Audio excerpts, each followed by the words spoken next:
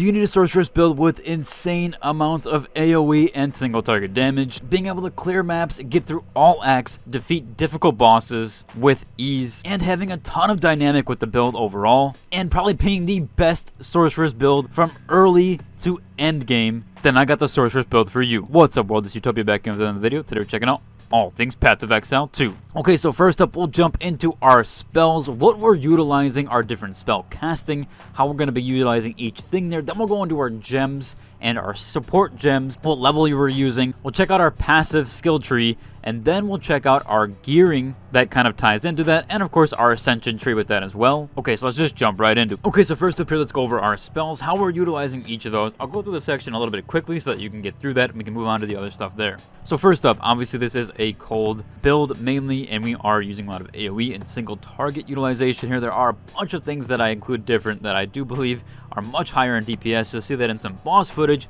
We're taking down mobs very, very quickly, and we're also deleting bosses essentially, nearly taking down some Act 1 bosses in cruel difficulty during their beginning phase, being stopped by the game's mechanics. So we'll go over this overall and try to get through all of the spells. So first up here, as we do see, we do have the Freezing Shards. This is our level 1 ability mainly, or what we're using for like level 1 stuff, or we're using our Freezing Shards. This is our auto attack. This has some very nice stuff with it, and you'll see later our support gems that tie into the Freezing Shards. They also help with, again, freezing overall and building up frost stuff during our down phase when we're not using abilities. Next up here, we do have Frost Bomb. Frost Bomb is very, very nice. You'll see this one is a really, really good one. We do have some stuff here with our support gems we'll go over in a little bit, but this will build up and do a lot of damage. It'll also build up some freeze. Next up is our main ability for AoE, and everybody's been using this lately. It is the Frost Bolt. Now this is going to be casting out 3 with one of our support gems, but this will do a ton of freezing. You'll notice we'll be freezing mobs left and right with this, especially if we have really good freeze build-up that we will get up on our passive tree, and I'll showcase that in a little bit. Next up here, we do have Frost Nova, and you can see we do have a lot of cast with it. That's another support gem I'll go over. We have 3 additional casts there, or 2 additional casts, 3 in total. So the Frost Nova is going to be really good for pushing mobs back and building up some freeze when we need to. We also do have Cold Snap. Can't really showcase that here other than when we cast the Frost Bolt, which you can Cold Snap. Your Frost Bolts are really cool there. I saw somebody in the comments saying, how do I do all 3? You have to do it early on enough in the cast. We had some little bit of lag there. Servers are kind of going haywire right now. But if you go early enough on the cast, most of the time, all 3 of them will kind of get, or sometimes they will at least. Seems like that may be RNG there. Normally they do get all kind of explode, but they're pretty cool there with the Frost Bolt. You can also do Ice Nova with it. I guess I'll showcase that really quickly. You can cast an Ice Nova at range. Our second to last ability here is Ice Wall. Now, Ice Wall is very good. We have 2 utilizations here with the support gems. This is going to be insane for building up frost or freeze on the bosses. That's going to be huge. And then last up here, we do have Hyperthermia, which does remove some frost resistance on mobs, really utilized on the gold and the silver mobs that you'll see around. They'll have a little bit gold on the top portion of their name tag. You want to remove that as quickly as possible. The way you do that is with Hypothermia. You also want to use this on bosses when you can, as that will give you a ton of damage there. You really don't need to use these on white mobs, and sometimes not even on yellow little mobs, but because we're deleting them so quickly, but you can. Okay, so we'll jump into our support gems here really quickly so we can see what they're doing, how we're utilizing that, what we're stacking together.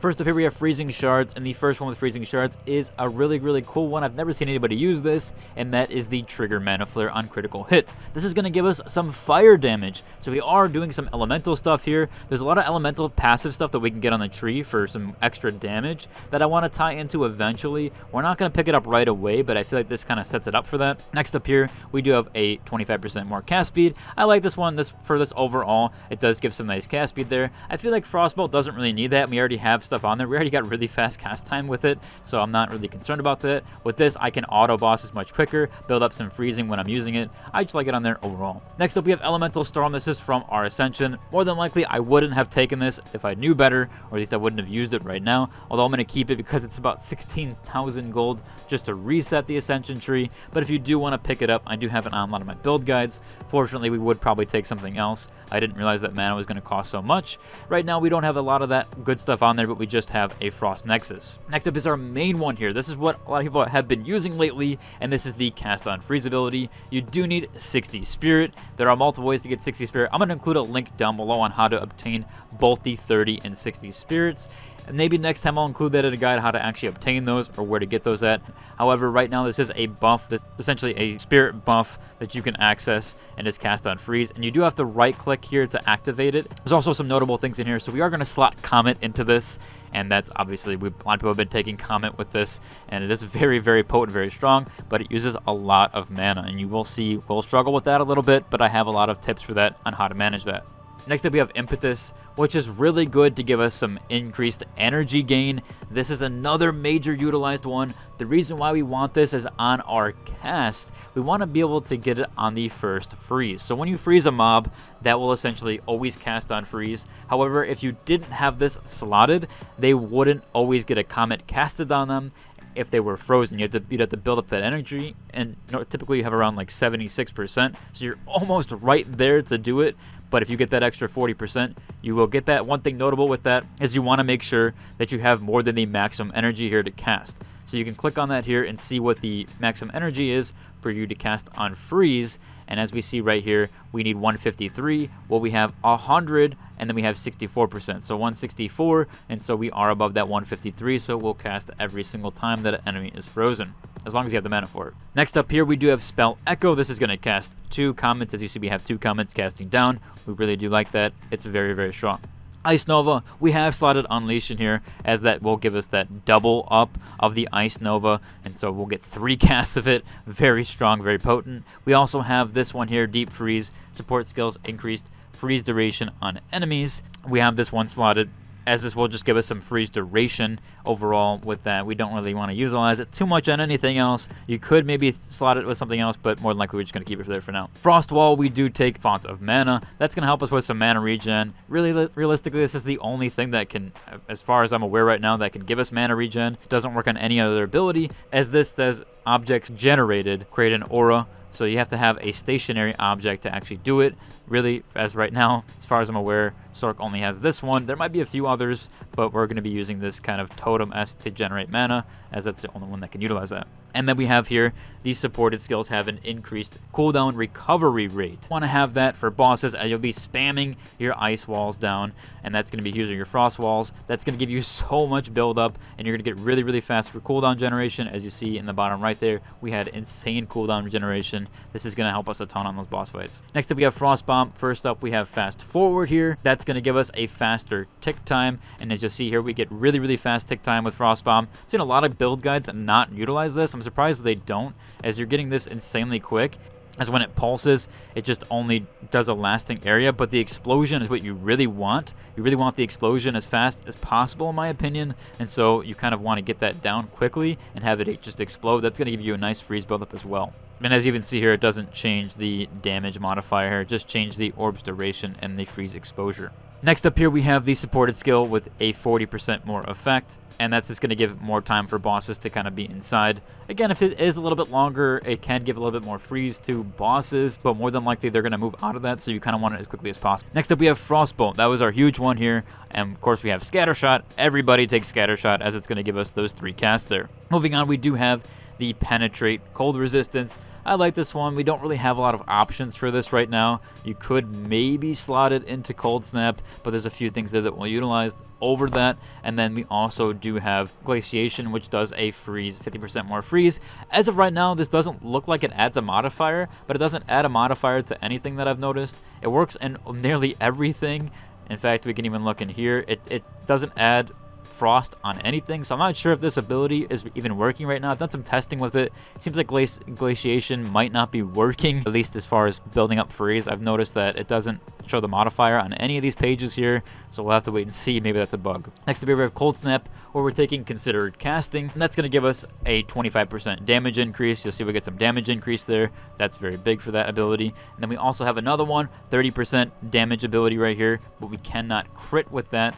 Next up, we have Hypothermia, and Hypothermia has a 25% increased effect supported curses, and that's going to help a ton as we're modifying that a lot here. You'll see we get a nice little boost to that, and then we also have Exposure, which is stripped away. That's going to give us some more exposure effects, and that applies exposure to enemies. You'll see here that it is a debuff modifier, removing more enemy resistances, so we're kind of doubling up on here and adding even more that we can with Hypothermia. Now that we have everything tied together, let's talk about our skill tree. There's been a few changes that I've done since the last build update. So of course, more than likely, if you haven't taken your Ascension abilities, I would at least take Stormweaver. It seems like the better play over the other one. As of right now, since we're getting free stuff, you're really going to want to get into Arcane and this elemental resistance stuff. You're probably going to want to take this Arcane stuff here, at least get Arcane Surge, I would say right away, because we're going to be dealing with a lot of mana issues, but I'll go over those in a second. And then you also want to get this resistance stuff.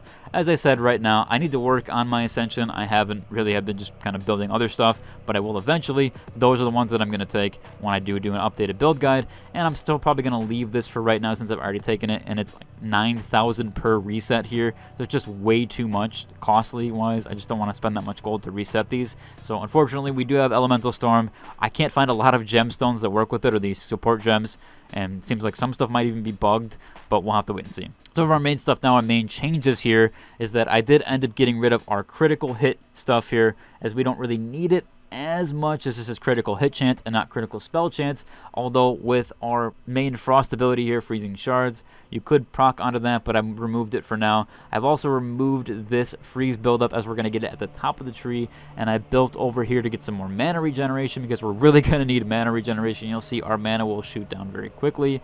I've also still kept this as spell damage, and I've still kept this for the elemental damage, although you could remove this, as there's some unused points here, kind of some travel points here that you could take away, but it is quite a lot here that we're getting a lot of elemental damage, 50%, so I've left it.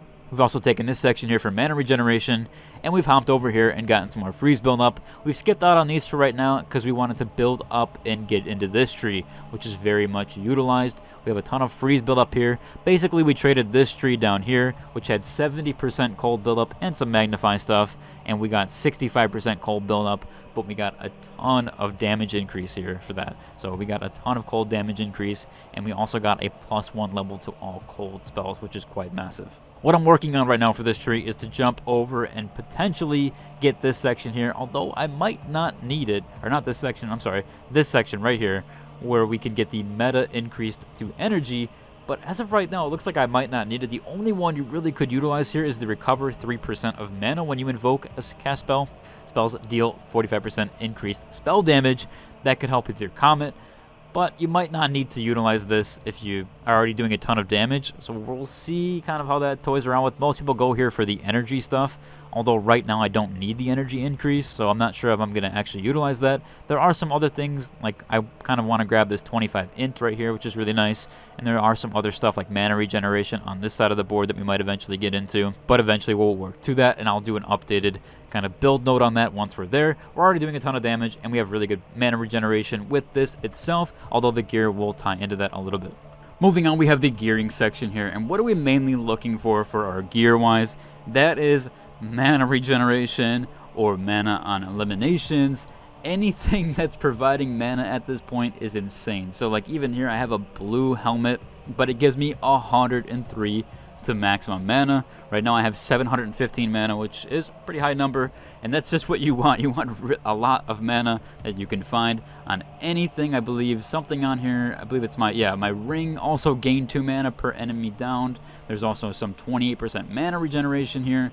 On my other ring I have 25 maximum mana plus 83 mana, so just anything with mana. But how do we find that? How do we find mana gear? What is the best way to go about that? Well, more than likely you're gonna have to get it from vendors. And the way to actually find gear that gives you mana is just to come down here into the keyword search and just look up mana. You really just want gear with mana. So right here now we found something, 43 maximum mana, although more than likely you're going to want to probably buy gray gear. This is quite expensive at 10k, and so you just go around to each vendor when you get to a new section or a new area, and you can go to the vendors and they will potentially give you better gear or have better gear. You can also gamble for it if you wanted to. This guy has some gamble stuff where you can kind of click into and he will roll on that for you, and you could potentially receive something really, really good, but it does cost quite a bit. So that's the way you can kind of find mana gear, but you really want to go for that stuff. You really want to try to find mana gear, even if it's on your weapon. If you want to try to find a different weapon here, like this one gained 5 mana per, again, elimination. That's huge. Anything where you're gaining mana increase, or a potential increase to your mana regeneration, you really, really want to try to get that, as this build is going to use a ton of your mana. You're going to watch it drain very quickly. but it should be okay once you get to the 48 area and you do prioritize some things. If you really need help with some of the passive stuff, I'll try to put down a couple build links down below to where you can figure that out. Around 46, it was a bit rough for me, but once I started getting mana gear, started to tie in and respec a little bit of the skill tree that we had to do, unfortunately. So you'll have to utilize some gold and respec off of what I had given you currently, only because we ended up getting comment and it used so much. But getting a lot of this mana regeneration here is going to help you a ton. Overall, it should about cover it for this build guide. If you have any questions on anything or need me to answer on anything, let me know in the comments down below. And until the next one, deuces.